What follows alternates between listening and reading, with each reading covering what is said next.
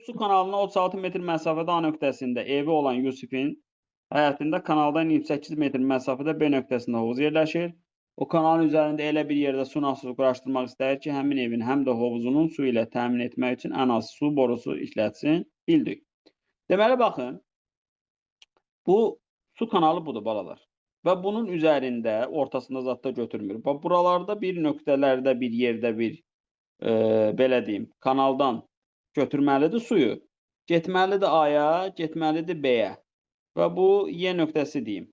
Bunu da biraz balacalaşdıraq. Qırmızı ilə götürək. Baba, buradan A-dan Y-yə və Y-dən də B-yə. Bu iki dənə parçanın cəmi ən kiçik olmalıdır. Başa düşdünüz? Yəni A-Y plus Y-B ən kiçik olması üçün araşdırma eləyəcək. Törəmə mövzusunda bunu niyə verib? Törəmə mövzusunda ona görə verib ki, deyir ki, sən buna bir x denən, onda Pifagordan bura nə qəd eləyir? Elə deyilmi? Onda bura nə qəd eləyir? Bu Y-B-yə baxın. Pifagorla nəyə bərabər olur? Kömək eləyin müəllimə. 28-in kvadrat üstə əlinə. 48 çıx x-in nəyi kvadrat? Hə, indi A-y'miz də var. Bu ikisinin cəminin ən kiçiliyini araşdırasın. Onda nəyini araşdırırdın? Törəmə ilə. Amma onu 36'nın tapmaq... kvadratı olmalı değil. Hə. İndi onu tapmaqda adamı bezdirər axı. Elədirmi? Taparım. Amma adam bezdirər. Bunun qısa yolu nədir? Baxın, həndəsədə belə bir gözəl anlayış var. Bu anlayış nədir? Bax, bu 3 nöqtə arasındakı məsafə. 3 nöqtə arasındakı məsafə. Görürsünüz? Bunlar. Cəmi, yəni 3 nöqtənin əmələ gətirdiyi məsafənin cəmi o vaxtı ən kiçik olur ki, o 3 nöqtə bir düz xətt üzərində olsun.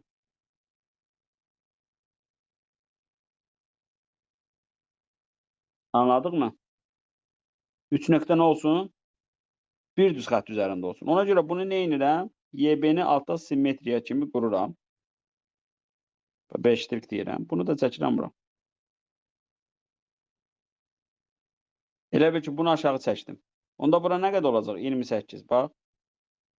Bura nə qədər idi? 28. Onda bu üçbucağa baxın. Bura nə qədər oldu? 64. Bura nə qədər olacaq? Axı, paralel getmişik. Burada. Bura nə qədər olacaq? 48. Onda bu üçbucağıza baxın. Bax, bura 64. Bura nə qədər oldu? 48. Pifagordan bura nə qədər olar? Niyə 50 yazıram ki? Nəyə bölürük bunlar? 16-ya. 16-ya böləndə 4, 16-ya böləndə 3, 80. Anladıq? Belə nə deyirəm? Deyirəm 3.3-ün o 3 nöqtə arasındakı məsafə anlayışı, yəni o 300 götürüb birləşdirəndə alınan parçaların cəmi o vaxt ən kiçik olur. Onlar bir düz xətt üzərində yerləşsin. Tutaq ki, buna baxın. Bir dənə qayıdarız işte. Ben şəklini çəkim. Qaydacam. Bax, burada gel. Videonu atacağım da bunu. Hə, indi bura necə olacaq? 13-ü gətirəcəm bura. Sonra bura nə qədər oldu? Bax, bura nə qədər oldu? 40. Sonra bura nə qədər oldu? 30. Çünki buranı simmetrik gətiribsən bura. Onda 40, 30 bura nə qədər olacaq?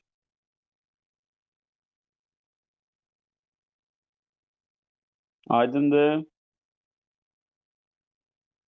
Bəli. İndi bunun bir dənə də üsulu var. O üsulla nə deyirlər? Ona vektorlar üsulu deyirlər. Vektorlar üsulunda ümumiyyətlə modul anlayışında, bütün riyaziyyat mövzularında modul anlayışında belə bir bərabərsizlik var. Heç buna vektor qoymuram. Belə bir bərabərsizlik var. Onda bunu mən vektor kimi götürsəm, onda belə bir bərabərsizlik əmələ gəlir. Bunu kvadrata yüksəltsəniz də doğru bir şey alırsınız. Yəni ayrı-ayrı vektorların ikisinin modulları cəmi böyük bərabərdir onların cəminin modulundan. Onda uşaqlar vektor anlayışına keçirik. Buna x1, y1 deyirik. Buna da x2, y2 deyirik. Onda bunun modulu necə tapılırdı? x1-in kvadratı üstəgəlinə y1'in kvadratı. Bunun modulu necə tapılırdı? x2'nin kvadratı üstəgəl nə? y2'nin kvadratı. Bu da böyük bərabər olur. 2 vektorun cəmini deyin hələ. Necə tapılırdı 2 vektorun cəmi? X-ləri toplayırdıq. Y-ləri nə edirdik? Topluyorduk. Deməli, bu böyük bərabər olacaq. X-lərin cəminin kvadratı üstəgəl Y-lərin cəminin nəyi? Kvadratı. Bax, buna deyirlər Minkovitski bərabərsizliyi. Bax, riyaziyyatda böyük bir bərabərsizlikdir. Məsələn, siz bunu kvadratı yüksəltməklə də doğru bir şey alarsınız. Ən çox olimpiyada ilə məşğul olan şagirdlər bunu bilirlər. Olimpiyada proqramına aiddir. Amma görürsünüz ki, mən bəsit dedim, vektorlarla dedim. Yəni, indi bax, bunu ona necə tətbiq edirsiniz? Bax, elə bil ki, böyük bərabərdir, necə götürdük? X-ləri topladıq, kvadratı. Y-ləri topladıq, kvadratı. Anladınız? Deməli, siz burada onu belə yaza bilərdiniz.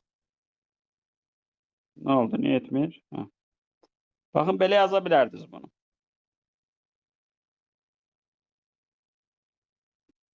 Tutaq ki, bunu buradan gətirdim bura, bunu da buradan apardım. Burada y dedim. Bura x deyəndə bu AY-miz nəyə bərabər oldu bayaq? 27'nin kvadratı plus nəyə? X-in kvadratı. Bu AY idi. Plus bu YB nə də o qədər oldu? Bura oldu axı 30 çıx x. Bu YB'miz də oldu 30 çıx x-in kvadratı plus 13'ün kvadratı. Yəni, indi bayaq necə öyrəndik? Dedik, bu böyük bərabərdir. Götür. Bax, bura bax. Götür bu ədədləri topla. Nə qədər edir bunlar? 27 o da 13. 40'ın kvadratı. Götür bu. Götür bu x-ləri topla. Bunlar nə qədər eləyir? 30'un kvadratı. X-lər silah olunur. Bu da nə qədər elədi? 50. Bax, belə də tapa bilərik. Anladınız? Bəli. Vaxt üçün 3 dənə qayda bunun üçün dedik. Bu mövzunun ən maraqlı sualı mənim fikrimcə budur. Qalanları maraqlı deyil.